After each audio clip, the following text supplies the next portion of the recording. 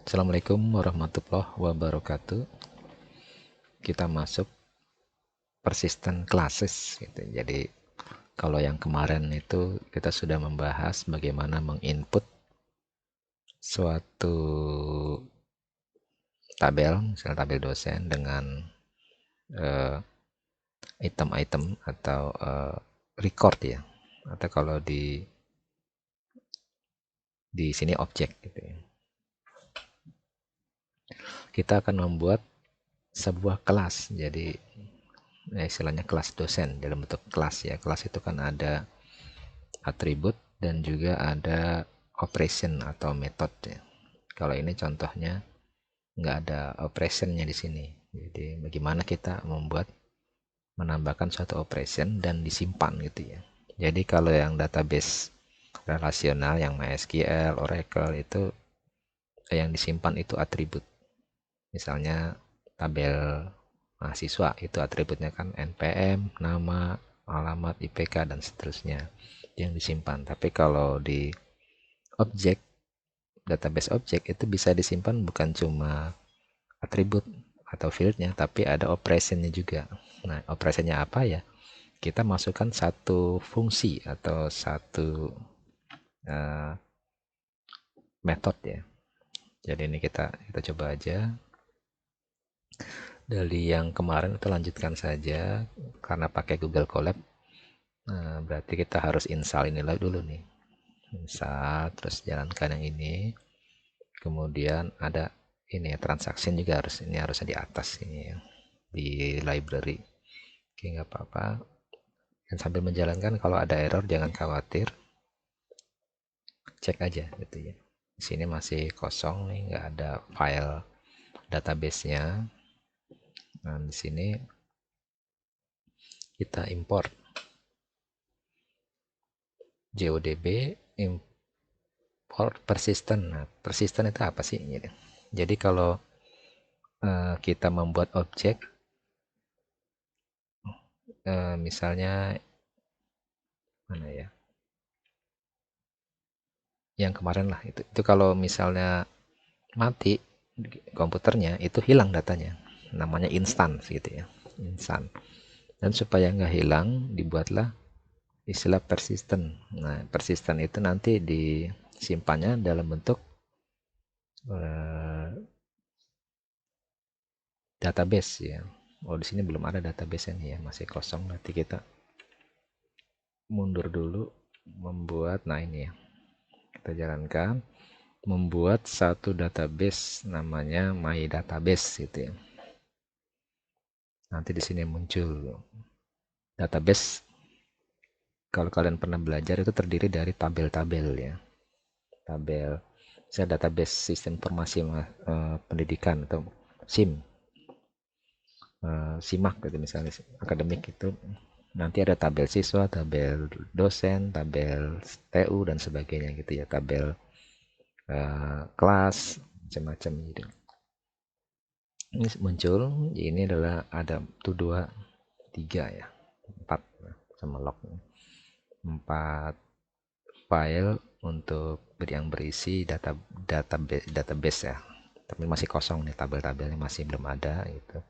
Yang kemarin sudah dicoba diisi yang satu tabel employee dengan atribut doang gitu ya. Dan kita lanjut akan mencoba persistent class.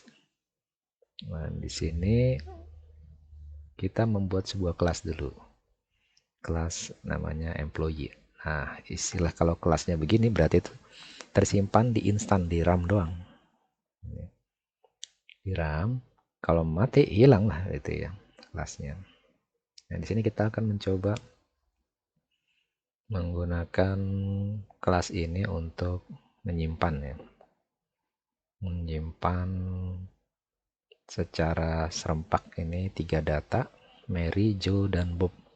Nah, ini Pak, pertama dibuat dulu employee kosong, disiapkan wadahnya, kemudian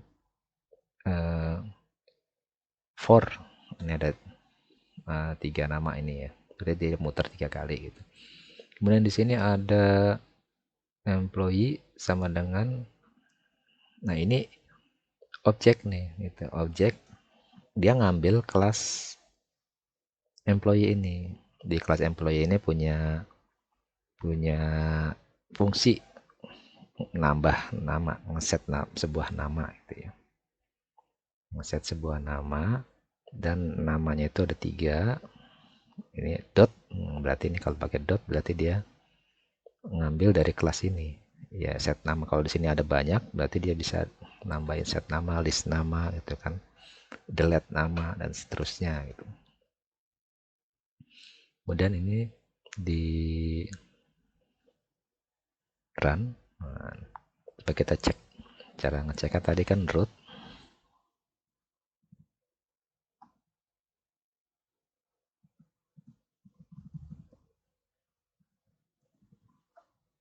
Kita lihat root employees. Nah, kalau kita lihat employees ini dia punya tiga apa ini ya? 3 objek. Objeknya udah tersimpan itu ya. Mary, Joe, dan Bob. Itu ada 3 objek. Dan di sini ada merubah, gitu kan ya. Bob ini mau saya ganti dengan Robert. Gitu. Robert, ya nanti diakses aja root employees yang ke index ini ya. Jadi yang ketiga ini ngitungnya gitu. Jadi ke 1, 2, 3 atau 0, 1, 2 gitu kan. Di root employee yang indeks kedua 0, 1, 2 si Bob ini mau saya ganti Robert gitu ya. Dan jangan lupa commit setelah transaksi supaya secara file dia berubah gitu ya, commit ini. Bukan instan doang ya.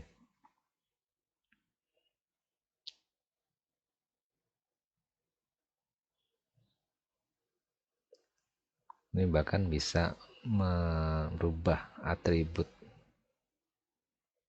tanpa ngambil method itu jadi Bob.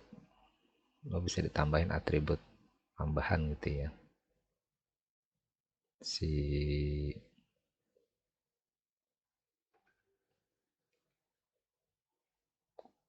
Bob, kita yang coba. Oke.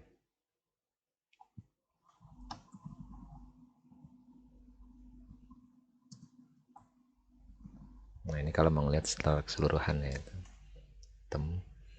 Itu ada di sini itu punya kelas gitu ya, employee.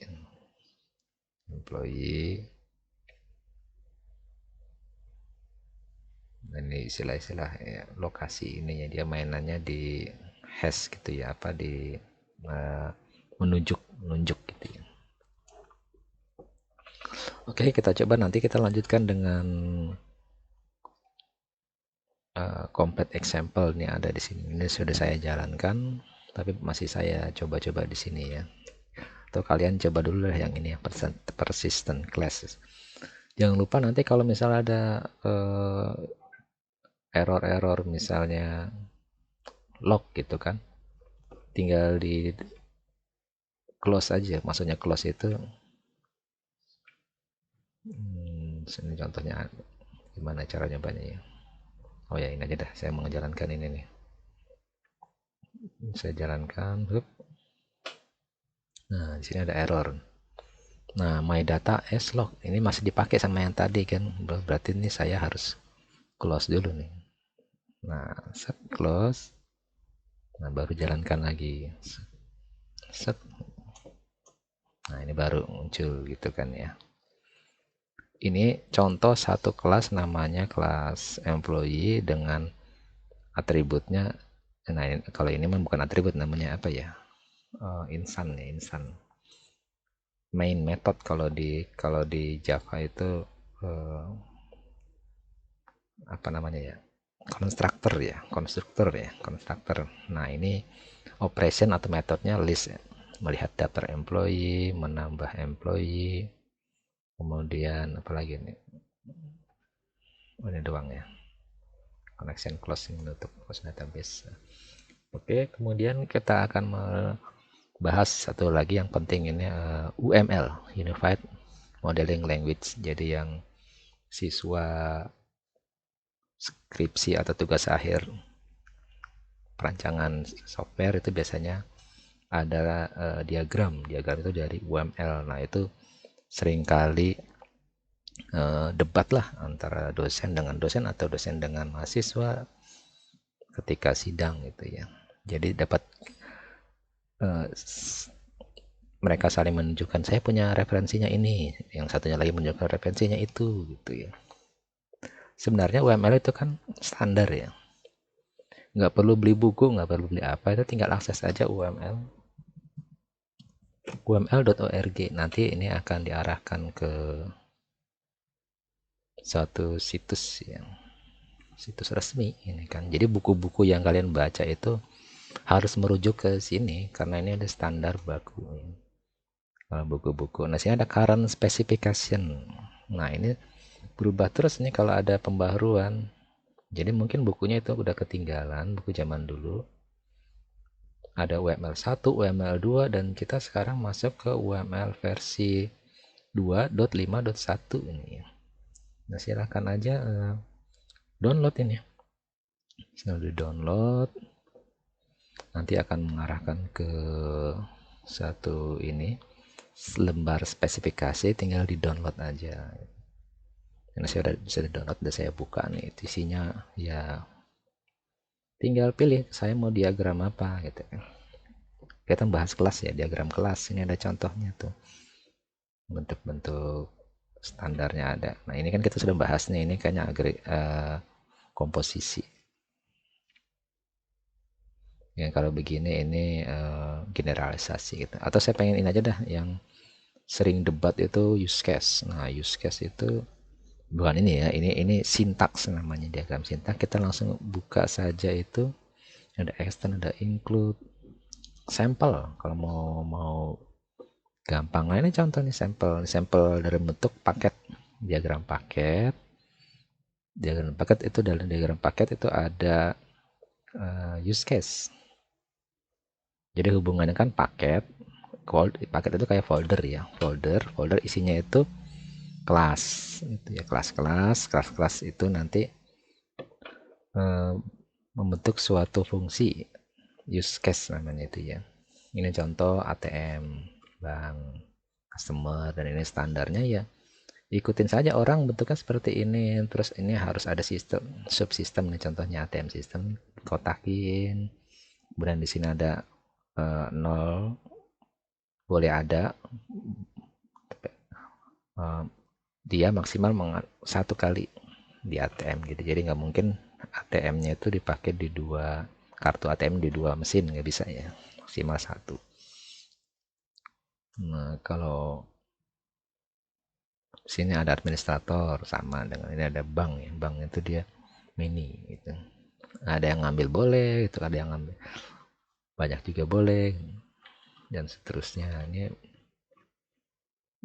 Ini aktor ya, customer. Ini aktor itu bisa berupa bukan ada di objek gitu ya, siapa aja gitu. Kalau itu bentuknya orang. Tapi kalau aktornya itu sebuah kelas dosen, kelas karyawan, ini jangan orang gambarnya, tapi begini, aktor. Atau bisa juga pakai ini ya, silakan tunjukkan aja ke dosen, misalnya debat apa-apa gitu. Ini di UML Pak, ini Bu, ini dari standar UML versi 2.51 nih, yang terakhir sekarang saya akses, bentuknya seperti ini. Standarnya ada kotak, terus aktor-aktornya di sampingnya gitu, dan seterusnya. Oke, mungkin silakan mencoba. Nanti saya akan share ya ininya apa tuh, Google Colab-nya itu. Silakan dicoba. Assalamualaikum warahmatullahi wabarakatuh.